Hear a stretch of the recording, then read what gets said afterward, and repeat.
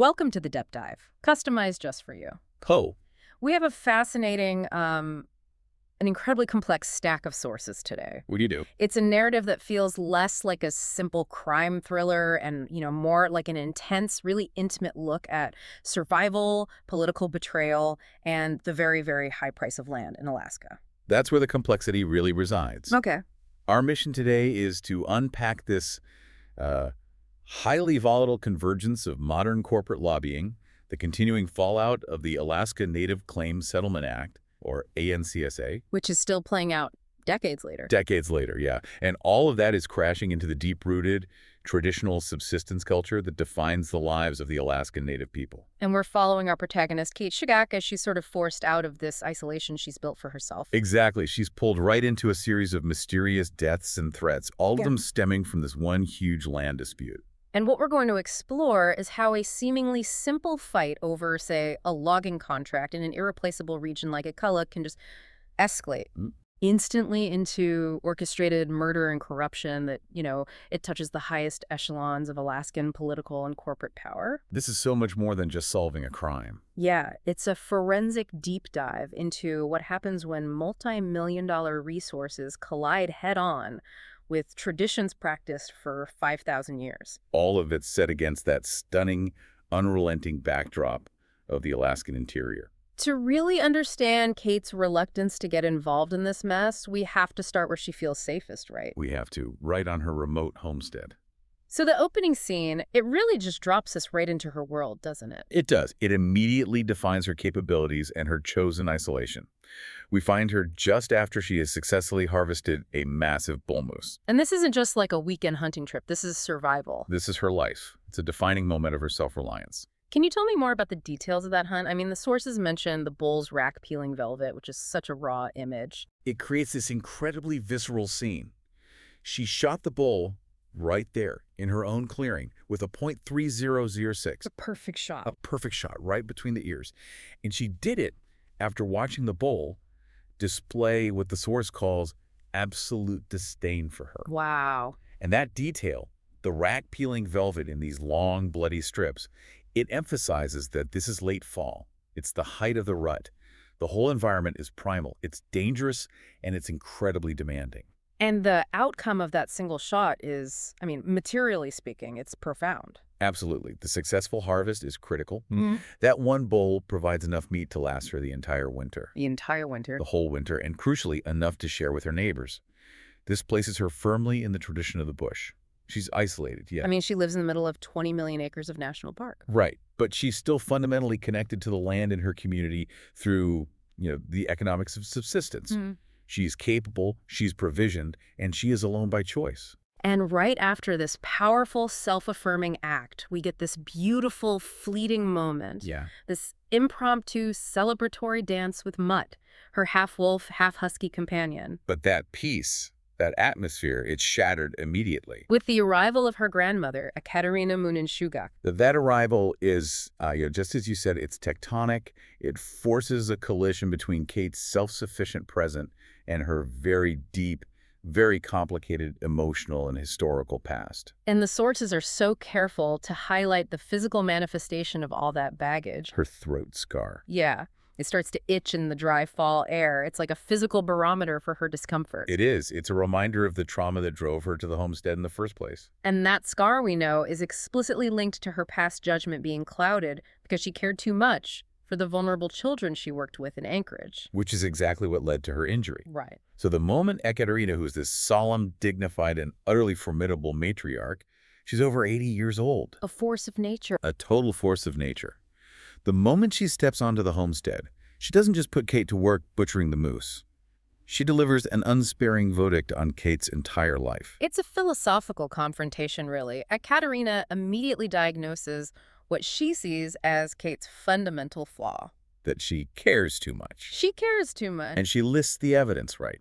Kate cared too much for her parents, too much for her ex-partner, Abel. And, crucially, too much for the children in Anchorage, which led directly to the scar. The scar that always reminds her of her failure, as she sees it, to keep a distance. The divide is between that personal, emotional investment and, strategic, clear-eyed action. And the core charge at Katerina levels is absolutely critical to understanding the entire narrative. It is. She says Kate cares so much for her family and her people that she deliberately hides out on the homestead. Her protective shell. Exactly. To avoid having to look at what life is doing to them. This is why Kate is so resistant to going back to the village of Niniltna. She insists she can't and won't live in the village, because living there means facing all those systemic, ongoing challenges her people are up against. But Ekaterina's visit isn't just about this. It's strategic. It's transactional. This is not just a family intervention. It's an urgent political retainer. That's the pivot point. Ekaterina is paying Kate a retainer of $400 a day plus expenses. Though Kate negotiates a family rate. Right. And the job is to investigate the affairs of the Niniltna Native Association, the NNA. And the immediate problem is this potential massive logging contract with Pacific Northwest Paper Products, PNP. And it's not just another contract. PNP is dangling this idea of economic development. Right. They're talking about building a new mill in south-central Alaska, even using NNA timber to construct the new association offices. For a community that's struggling for cash flow, that must sound incredibly persuasive. On the surface, absolutely. It sounds like necessary modernization. Until we find out where they want to log. When Ekaterina reveals the location, the source says Kate's coffee mug thudded down on the table. Instantly signaling the immense emotional weight and danger of the location. Iqaluit. Iqaluit, which means salmon in Aleut. Yes. This land is 50,000 acres of absolutely vital coastal rainforest. It's defined by rich salmon spawning grounds, which are the foundation of the local diet and economy. And it's full of commercial timber. Western hemlock, Sitka spruce, Alaska cedar. The source makes it clear this is one of the last remaining unexploited old-growth forests in the entire state. So we've established the stakes. This is a fight for the future of a people rooted in the land that defines their past. And now they've drawn blood. So the fight over Iqaluit is, it's the perfect example of how complex the aftermath of the Alaska Native Claims Settlement Act, or ANCSA, really is. It is. For you, the listener, who might not be immediately familiar, why did this 1971 act create such a permanent battleground? It's absolutely essential context. Yeah. ANCSA was Congress's attempt to settle native land claims in Alaska once and for all. But instead of granting land to native tribes or villages, which is what would happen in the lower 48, They did something different. they created 12 regional for-profit native corporations, like the Raven Corporation, and over 200 village-level native associations, like the NNA. Which is basically a mandate for capitalism. Precisely.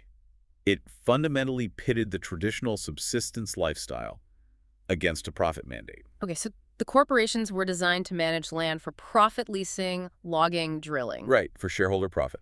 And the associations were often intended to represent the cultural, historical, and community needs. Subsistence rights. And they clash. Bitterly. Over who gets title to the most valuable lands. And 50 years later, these allocations are still being negotiated. Everyone is still fighting over the best parts. That complexity just gets amplified when we look at the 5 major contenders for Iqaluit. Let's break down this web of conflicting motivations, because this is the political engine that led to the murders. Let's start with Ekaterina's side. The Niniltna Native Association, the NNA. Their motivation is survival, right? Pure survival. They want the land deeded directly to them as a tribal entity to reserve subsistence hunting and fishing rights. A continuity of their 5,000-year history. If they lose their culture. Then you have the corporate native arm, the Raven Corporation, the parent regional corporation. They represent the profit side of the ANCSA mandate. They want the land deeded to them so they can lease it out for commercial logging, with profits going to the corporation and its shareholders. So for them, Iqaluit is just a balance sheet item. An asset. Exactly. Yeah.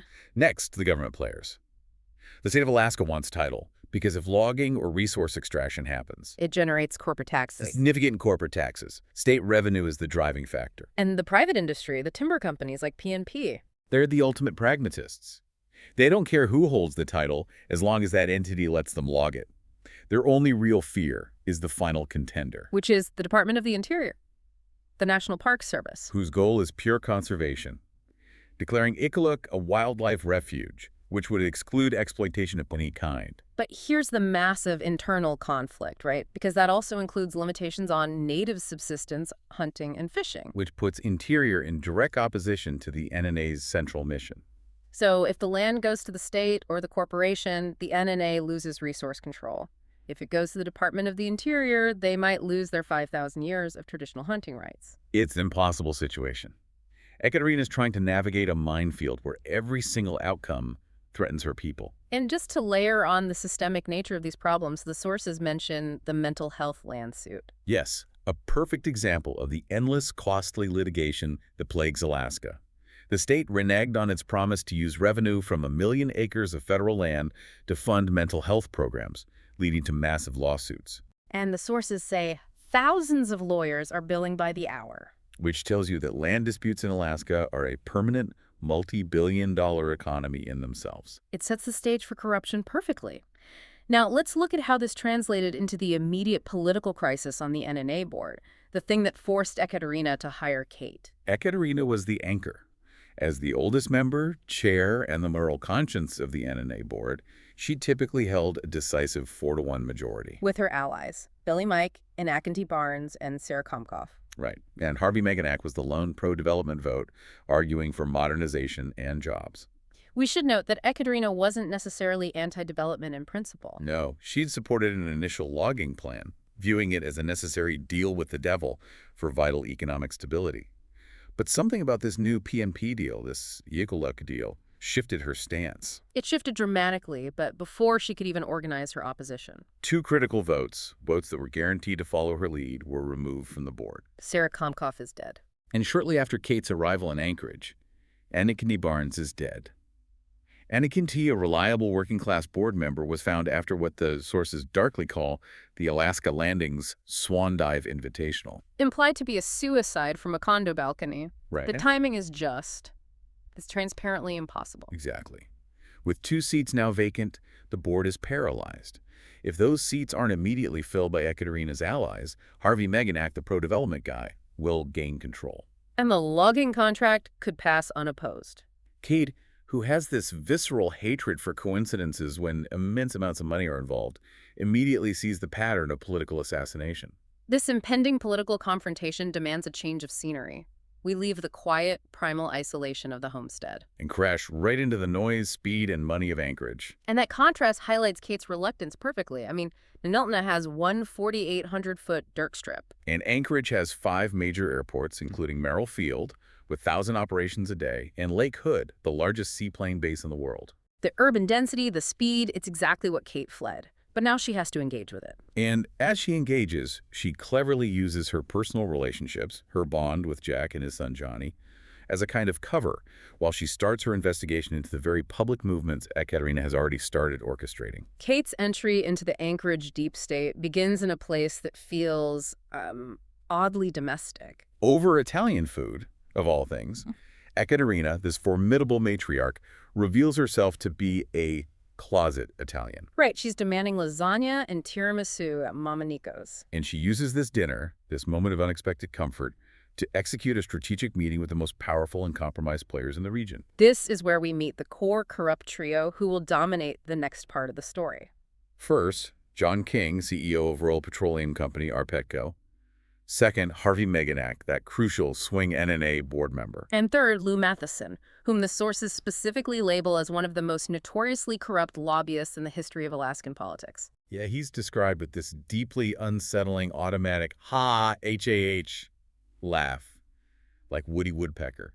It's a perfect signature for a villain. But the personal tension is really cranked up by family. Yeah.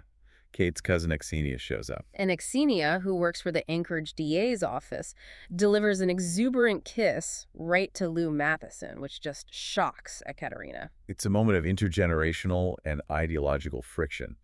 Xenia represents the young, ambitious native person who desperately seeks the bright lights of the big city. She's embracing the very world of power and corruption that Kate rejects. Which makes her an obvious target for exploitation. Ever the strategist, Ekaterina uses the dinner to secure Jack's attendance at the upcoming high-stakes Raven Corporation party at the Captain Cook Hotel. She knows it's essential surveillance work. But before that, Kate starts building her case by visiting the site of Inakinti Barnes' supposed suicide. She goes to his condo near Anchorage International, which is owned by a company called Arctic Investors. And it's sterile, right, like a hotel room. Entirely sterile, lacking personal effects. A generic hotel setup. except for a few details. The books on his nightstand. Trump's autobiography and Iwakaka's. These are the books of men consumed by power and business, which suggests his state of mind was deeply entangled in ambition. But the personal discovery is the shocking part. It suggests coercion or leverage. A tiny puddle of red silk lingerie behind the bedroom door, sized for a skinny 13-year-old. This changes the flavor of the case immediately. It moves it from pure political assassination to blackmail and sexual exploitation. Kate immediately connects this to the expensive, skimpy items she later finds in Jack's ex-wife Jane's dresser. And she speculates that Jane might have been Anakinte's missing lover. And this is that crucial intersection where Kate's deep professional dive crashes right into her intense personal life. Speaking of Jack's personal life, this massive political investigation is punctuated by this brutal, psychologically draining custody battle Jack is going through. Jane, his ex-wife, is a true adversary. Vicious, malicious, and entirely without scruple. She's lying to the judge about Jack hitting her and Johnny. Jack is terrified he's going to lose his son. And this is where Kate transitions from investigator to, well, tactical operative. Right. She can't directly attack the political forces yet, so she turns her explosive energy on Jane. Executing a masterful piece of financial and psychological sabotage designed to disrupt Jane's life and exert influence. Let's revel in the details of this counterattack because it's pure tactical genius.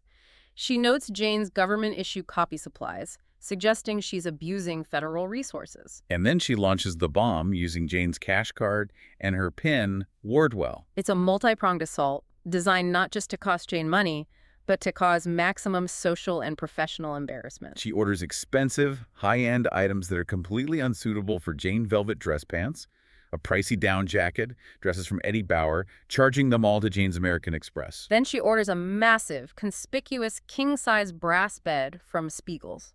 The cash is even more strategic. She withdraws $300 and sends it via money order to Family Planning in Fairbanks. A subtle jab if Jane is known to be religious or conservative. And the crowning jewel of the sabotage. Ordering those expensive, customized fruit baskets from Harry and David's. For Jane's mother, her boss at the DA's office, and even Archbishop Francis T. Hurley of the Catholic Archdiocese of Anchorage. As Kate notes, everybody needs brownie points. This whole thing is a psychological bomb designed to make Jane feel exposed, watched, and professionally compromised. So, with that personal distraction temporarily neutralized, Kate moves to the Raven party at the Captain Cook. This is the big social stage. It's where she's forced to dress up, realizing the Bush community views this political proving ground as critically important. And it is here that she spots the central puppet master of the entire conspiracy. Edgar P. Dishner. This man is the attorney, dapper, gray-haired, the epitome of Alaskan political sleaze. He's been involved in every shady speculation since the 50s. He even defended the former governor on influence peddling charges. Right. And the alarm bells really start ringing when she sees Lou Matheson, the corrupt lobbyist, dancing intimately with her cousin, Axinia. That confirms her fear. Axinia isn't just dating, she's being professionally and politically compromised by one of the state's most notorious manipulators. And that observation drives the immediate next step. The midnight break-in at Dishner's 4th Avenue office. Kate realizes they need answers now. She adopts Morgan's second law. Evidence first, admissibility second. They aren't trying to build a clean case for court. They are just trying to find out what the hell is going on. And the break-in provides one of the most stunning moments of the entire narrative. They find FBI agent Fred Gamble, Uncle Fred, already inside. Having broken in himself. The irony is magnificent. The professional investigator and the lawyer break in, only to find the federal agent already there, also operating outside the law. Jack immediately deduces Gamble has no warrant. And Gamble is investigating a comprehensive list of white-collar crimes. Bribery, extortion, fraud, racketeering, tax evasion. He provides the corporate connections. Dishner's on the board, and a part owner of PMP, and a silent partner in UCAL, a construction company. While Gamble is distracted, Kate conducts her own lightning-fast digital deep dive. She prints key directory lists. PNP, UCAL, and crucially, Arctic investors. And she immediately connects Arctic investors to Dishner, who had formed the company in 1986 to buy up hundreds of foreclosed Anchorage condos at 40 cents on the dollar during the real estate crash. A profitable scheme he had publicly denied any knowledge of. But now Kate has the proof. But the true smoking gun is in the UK construction contracts. This is the motive for murder, right here. Kate sees that every Yuko construction project was in a bush village with a native population. All the contracts drafted by Dishner's law firm, Huckster, Shyster, and Finagle. And critically, the NNA contracts only bore 3 board members' signatures. Harvey Meganek and Ankeny Barnes and Billy Mike. This strongly suggests a massive, ongoing kickback scheme, giving Dishner motive to pressure or remove anyone who might expose it. Starting with the opposition votes. Exactly. And Kate doesn't stop there. She reviews a subsurface mineral rights lease file. And spots a list of high-level names.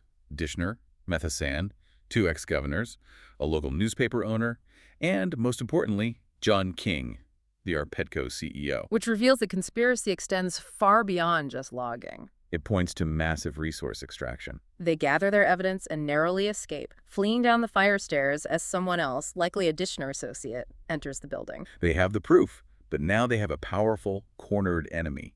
The stage is set for immediate and dangerous retaliation. The retaliation is instantaneous, brutal, and calculated to send a very clear message. Stop investigating or die. Within hours, Kate's Blazer suffers a near-fatal incident when a loose tire flies off during a drive. And the subsequent check confirms the lug nuts had been intentionally loosened. This wasn't an accident. It was a highly targeted, sophisticated attempt at murder disguised as a car failure. And the message escalates later that evening. It becomes personal. They return to Jack's townhouse to find it completely trashed. Broken TV, shattered CD cases, Johnny's beloved Game Boy destroyed. A message aimed right at Jack's deepest vulnerability, his son. And as they're absorbing the shock of the destruction, a car drives by, fires a single shot that leaves a hole in the thermopane window. This isn't just property damage, it's a direct threat to their lives. Kate is convinced Dishner sent these messages. It emphasizes that there is no firewall between her political investigation and her personal relationships. This escalation moves Kate past the point of investigation and into a direct, violent confrontation. She tracks Dishner to his expensive new white frame house on Commerce Lane, built purely for the view over Turnagain Arm. This is pure, unadulterated Kate Shugak justice. It is. She arrives unannounced and uses Mutt, whom she refers to as her fucking doorman, as a physical weapon. She lets the half-wolf snap at Dishner's throat, drawing blood. And the psychological effect is immediate. The powerful attorney wets himself. She leverages his profound physical fear, threatening to let Mutt finish the job, pointing out that a wolf can easily eat 20 pounds of meat in one sitting. And arguing that his death would be easily dismissed as a wild animal attack, saving a whole lot of people a whole lot of grief. She dictates her non-negotiable terms. Dishner must sever all connections with Harvey Meganek and Billy Mike. Yuko must withdraw all NNA construction bids. And all current projects must be completed or subcontracted by December 31st. Her closing line is the official termination notice. Yuko is fired, Ed. Consider this your 60-day notice. Having neutralized the lawyer, she moves to the corporate leader, John King, the Arpetco CEO, to force the confession about the overarching land strategy. King is forced to confess the full picture. He confirms the discovery of oil near Katala, which butts up directly against Iqaluit. Their goal was never just the timber. It was the massive oil reserves underneath. And this is the critical bureaucratic point that you, the listener, need to understand. The entire motive for the 2 murders hinged on the difference between a national park and a national forest. Exactly. This distinction is the billion-dollar loophole they were exploiting. National parks are managed by the Department of the Interior. And are essentially closed to mining and drilling, requiring an act of Congress to change their status. But national forests are managed by the Department of Agriculture, the Forest Service.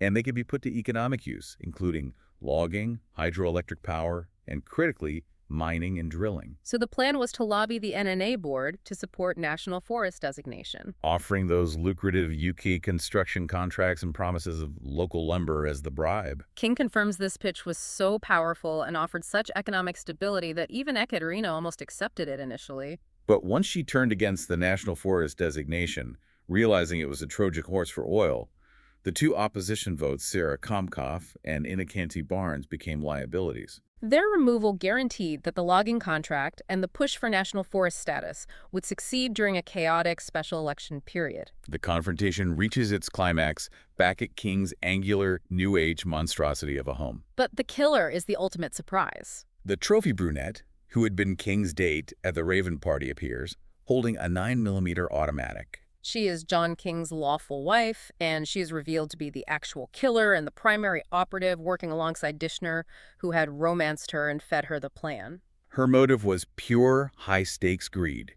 She was seeking millions of dollars, hundreds of millions in royalties, and believed her husband, John King, was too passive or weak to secure their fortune. So she took the necessary murderous steps herself. King is in absolute shock, bellowing at his wife to drop the weapon. The climax is swift and chaotic. Kate doesn't hesitate. She throws a 1-gallon stew pot at the brunette. And Mutt. Mutt, sensing the danger, bursts through the massive sliding glass door, shattering it, and bites the woman's wrist, fracturing bone and forcing her to drop the gun. Which Kate secures. King's wife is arrested, and under pressure, she immediately rolls on Dishner, providing the testimony that will link him to the entire conspiracy. And in a quiet, satisfying parallel victory, Jack's ex-wife, Jane Morgan, drops the custody case. Likely due to Kate's financial sabotage and the fear of exposure of her own compromised personal and professional life. With the immediate threat neutralized, Kate turns her attention to the collateral damage. Specifically her cousin Xenia. She confirms that Xenia was deliberately targeted by Lou Matheson Dishner's lobbying partner because Xenia was a young NNA shareholder and she worked for the Forest Service. Providing Matheson with inside information coming at him two ways, Xenia was a perfect, vulnerable asset. So Kate delivers a blunt, necessary warning to her cousin, telling her that Dishner and Matheson are carpetbaggers who will eventually squash you like a bug or worse, leave you alone and twisting slowly in the wind once they've extracted everything they can. It's a profound warning about the danger of young Native people abandoning their traditional structures for the false promise of urban corporate power. Right. And the immediate personal drama is capped by a very somber and pivotal moment. Ekaterina is found dead in her hotel room. The sources describe her as stern and unsmiling, her face relaxed only in death. And the moment is marked by the first large flakes of snow falling outside. A symbolic shift in the season and in the political landscape. Although her death was likely natural, it symbolizes the passing of an age and forces Kate directly into the role her grandmother intended for her. Ekaterina, in a final act of strategic political maneuvering, had ensured Kate would moderate a high-profile panel at the Alaska Federation of Natives Convention. The AFN convention.